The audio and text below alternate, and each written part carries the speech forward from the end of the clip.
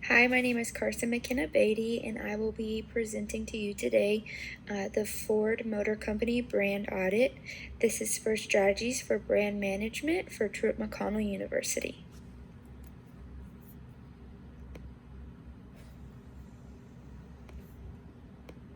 Here, I just wanted to start off with a little bit of the history of the Ford Motor Company. This is just a rough outline. Of course, I didn't include every single thing in Ford's history, but these are the main building blocks or points that we can take away from the history all the way from 1896, as you can see, as Henry Ford builds the first what we would know as today as a car, all the way until 2017, which is just a few years ago, that Jim Hackett became Ford's CEO. Again, you can take the time to go through all of these things, but we're going to go ahead and jump to the next slide. I thought this would be a great thing to include, especially since this is a brand-based class. As you can see here, this is Ford's logo evolution all the way from 1903 up until now. You can see that the past from 1927 to now, it hasn't been a lot of changes, but as you can see, there are various changes to that logo. But it's really interesting to see how it has transitioned over the years just to stay relevant and eye-catching, so that when anybody hears the name Ford or sees this logo, they know exactly who it is. I also wanted to include the leadership at Ford. I mentioned earlier with Jim Hackett becoming the CEO president in 2017, but also I wanted to include William Clay Ford Jr., who is the executive chairman of Ford Motor Company. As we continue, I want to touch on the mission and vision of Ford. As you can see, Ford is one Ford, one team, one plan, one goal. One team is basically centered around people working together as a lean global enterprise for automotive leadership. This is measured by customers, employees, dealers, investors, suppliers, council, and community satisfaction. We'll touch on many things about the customer and employee later on for Ford, but those two are very big aspects of Ford. Next is one plan. This is aggressively restructured to operate profitability at the current demand and changing model mixes, accelerating development of new products that customers want and value, finance their plan and improve balance sheet, work together effectively as one team, and lastly, one goal, basically for delivering profitable growth for all.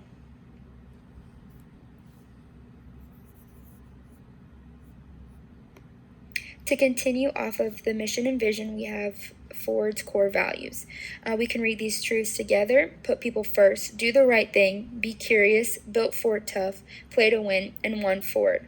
All these truths guide Ford on how to live, act, and communicate, and they keep Ford focused on what matters most to them. As you can see, the first is put people first, regardless if it's a customer, employee, partner, supplier, or just in general the community that they serve. And Ford is fixated on what the people need and want and are driven by human progress. Second, do the right thing. Of course, Ford wants to put trust in their customers and anybody else dealing with Ford. Not only that, but they want to act with integrity and transparency through every business transaction or personal relationship they have.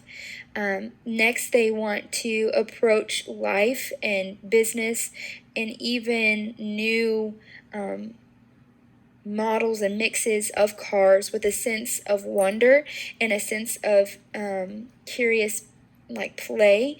They want to keep it interesting and never get boring.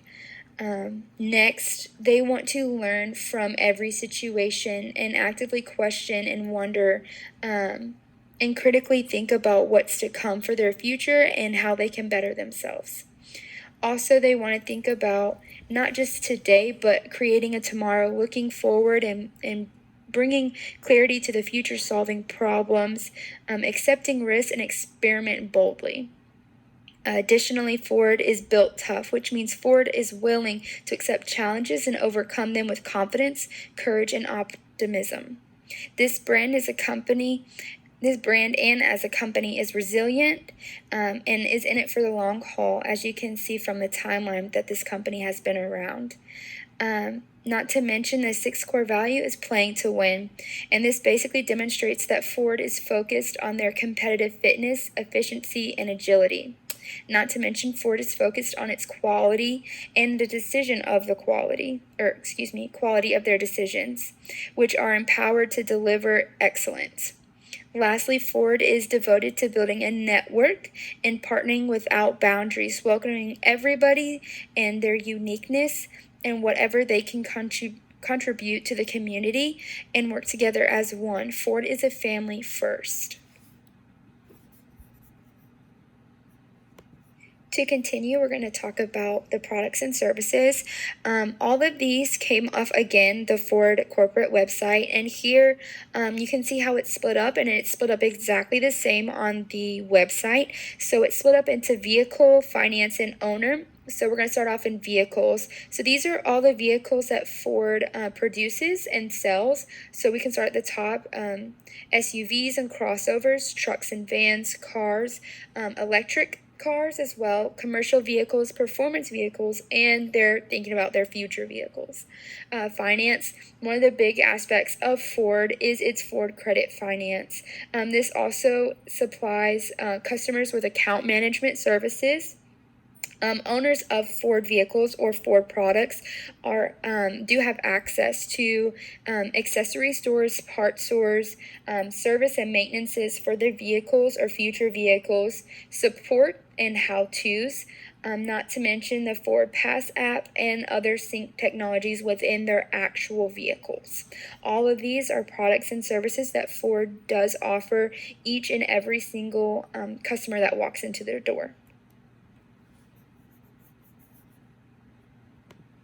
Just with the products and services, we need to take into account the place, price, and promotion in which these products and services are distributed.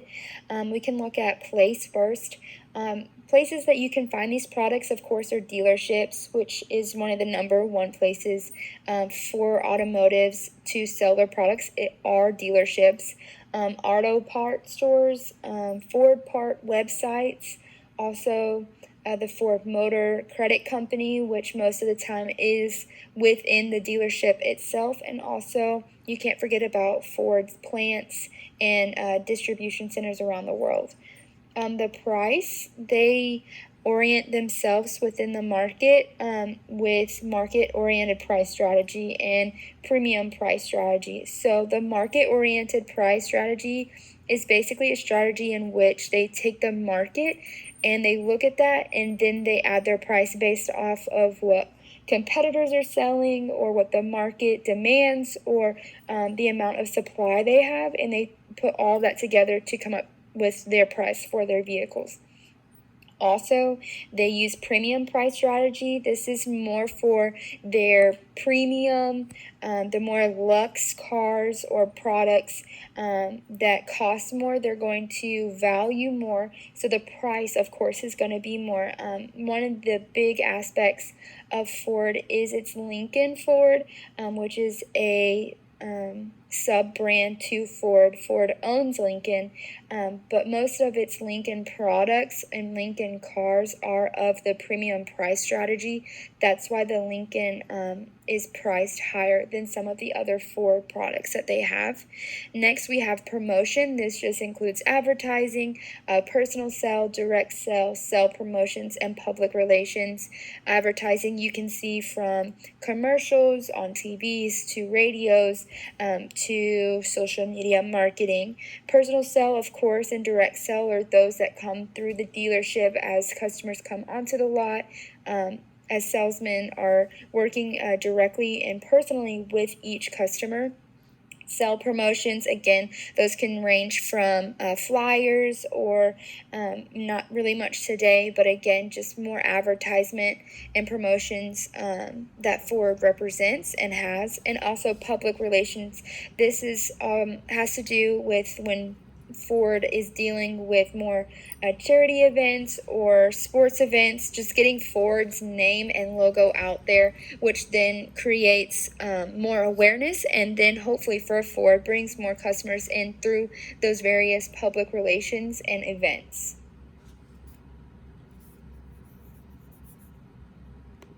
Here's another slide I just wanted to add, and I really just wanted to point out the dealership locations. So as you can see, up to date, Ford has 3,202 dealership locations. The dealership employees we can kind of jump over real quickly. And the contributions we can kind of jump over quickly. I really just wanted to point out the 24 manufacturing plants as well.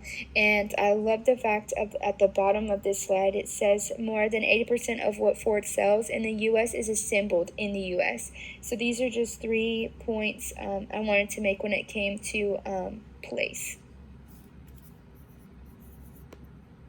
So next, I wanted to talk about Ford's philanthropy. So this is basically its charity work, what it's doing to be a part of its communities, and what it's doing to give back. William Clay Ford, who is the executive chairman, and as you can see written at the top of this slide, the purpose of any company should be to make people's lives better. Otherwise, it should not exist. So as you can see, some of its core founders and core chairmen and top leaders of the company want to make people's lives better, and it's important to Ford. Now, on Ford's website, you can actually look at what's happening at Ford right this second and right now. If you click on the link on the website, over 64 different articles will pop up with these images, as you can see on the screen, with what Ford is doing right at this second. With the COVID-19 pandemic that's going on right now, Ford is getting involved with its community and giving back as much as possible. As you can see to the left, Ford is launching its first mobile COVID-19 testing for Michigan first responders. Ford is producing respirators, masks for COVID-19 protection in Michigan. Ford Company is announcing its donations to help with and fight COVID-19. Also, Ford is producing kids' activity books to keep them occupied and giving them a creative outlook during this COVID-19 pandemic, where we're not really going outside as much, but giving the people and the community what they need for right now, and just supplying all the help that they can. Again, this is just 4 of the articles up on Ford's corporate website. There's 60 other articles expressing how Ford is giving back to its communities worldwide. So Ford is definitely a company and a brand that wants people to know and be known for giving back and just bettering the lives of everyone involved and surrounding Ford.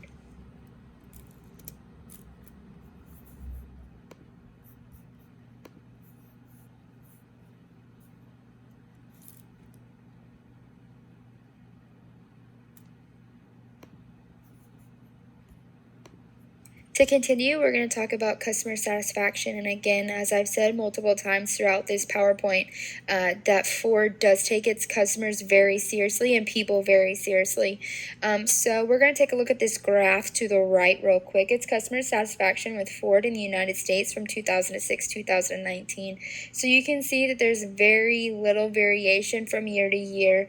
But as you can see, the past couple years since 2016, customer satisfaction has been declining, which is something that Ford is going to have to take seriously and get those numbers to change. Again, we're going to take a look at the product quality and customer satisfaction to the left. Now, the top half of this graph is separate from the bottom half, so we're going to look at the top half first. And I love this because it separates its markets, so you can see on the very left-hand side is all the various markets that it serves in, and then you can see to the right it's the results, the numbers behind the graph. So as you can see, in 2018 compared to 2017 and 2016, the top half is with things gone wrong. Complaints, whether it's quality or satisfaction, you can see that the things gone wrong have declined for North America greatly, but as you can see in many of the other markets, they've actually increased greatly. So that's something that Ford needs to take into consideration. The bottom half of this graph talks about customer